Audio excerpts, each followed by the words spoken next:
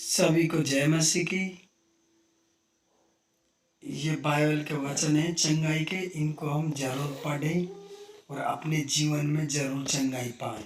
इन वचनों को रोज सुबह से हम दोनों टाइम पढ़ें और अपने जीवन में जो भी दुष्ट आत्मा, गंदी आत्मा से चंगाई राहत नहीं मिल रही तो इन वचनों को जरूर पढ़ें।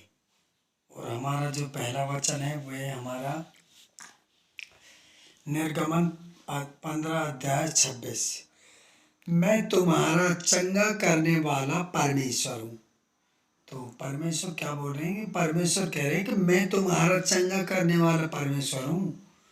ये निर्गमन 15 अध्याय 26 में कहा है, क्योंकि परमेश्वर ने हर एक काम को अपने जीवन के उस आधार से नहीं समझे कि हो ही नहीं सकता। हर एक काम को संभव किया है उसने। इसके बाद अगला काम है भजन संहिता 147 अध्याय का 3। तो वह खेदित मन वालों को चंगा करता है और उसके शौक पर महरम पट्टी बांधता है। अगला वचन है निर्याह 17 अध्याय का 14। हे यहोवा मुझे चंगा कर, तब मैं चंगा हो जाऊंगा। मुझे बचा, तब मैं बच जाऊंगा, क्योंकि मैं तेरी ही स्तुति करता हूँ। तो जो परमेश्वर से जो ऐसे वचनों के साथ मांगते हैं तो परमेश्वर हमारी सुनता है और हमें चंगा करता है। तो हमें परमेश्वर से ऐसे ही मांगना चाहिए वचनों के साथ। इसके बाद अगला वचन है 1 पतरस 2 अध्याय 24।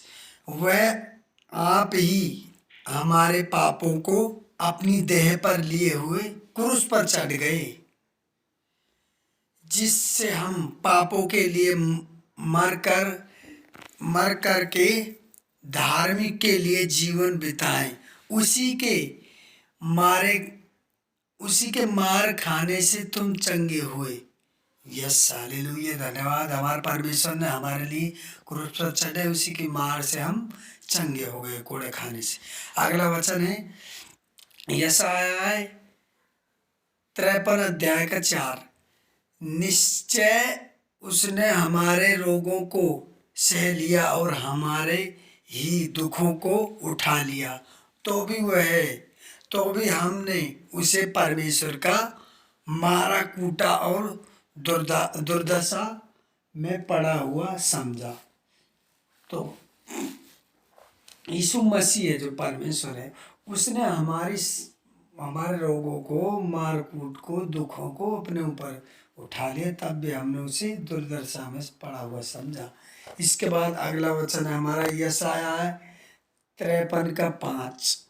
परंतु वह हमारे ही अपराधों के कारण घायल किया गया, वह हमारे अधर्म के कामों के हेतु कुचला गया। हमारी ही शांति के लिए उस पर ताड़ना पड़ी कि उसके कोड़े खाने से हम चंगे हो गए। तो जो परमेश्वर है उसने हमारी ताड़ना, हमारी शांति के लिए अपने ऊपर कोड़े खाए, और कोड़े खाए जाने से हमें चंगाई मिली, हम चंगे हुए। उसने हमारी हर एक बीमारी के लिए कोड़े खाए।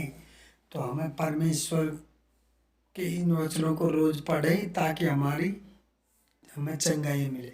अगला वचन है भजन संहिता 103 का 3।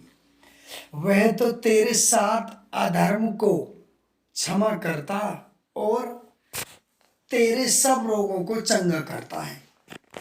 तो वह तो अधर्म के साथ क्षमा करता है और तेरे रोगों को चंगा करता है। इसके बाद अगला वचन है हमारा मत्ती 11 अध्याय 28। हे सब परिश्रम करने वालों और बोझ से दबे लोगों, मेरे पास आओ, मैं तुम्हें विश्राम दूंगा। मत्ती 11 अध्याय का 28। इसके बाद अगला वचन है निर्याह 30 अध्याय 17।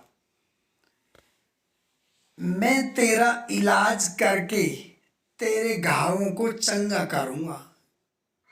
यहोवा की यह वाणी है कि मैं तेरे इलाज करके तेरे घावों को चंगा करूंगा।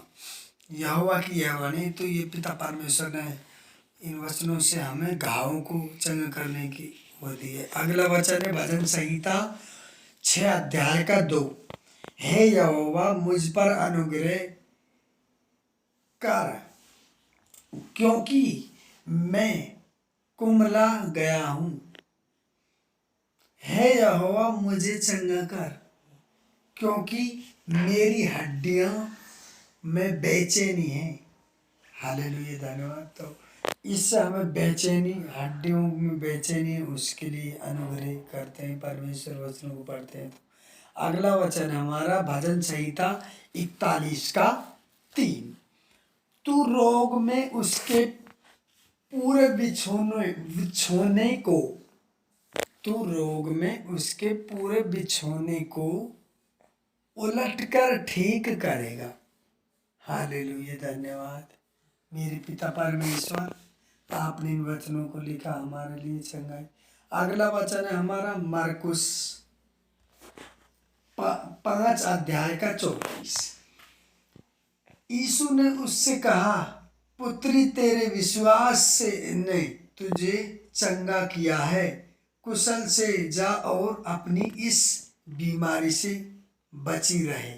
हालेलुया, धन्यवाद कि पिता परमेश्वर ने किसी के विश्वास होने से, विश्वास करने से उसे चंगा मिला है, चंगाई मिली है। तो हमें विश्वास करना चाहिए ताकि हमें भी चंगाई मिले। हालेलुया, धन्यवाद। अगला वचन है मत्ती 14 का 14।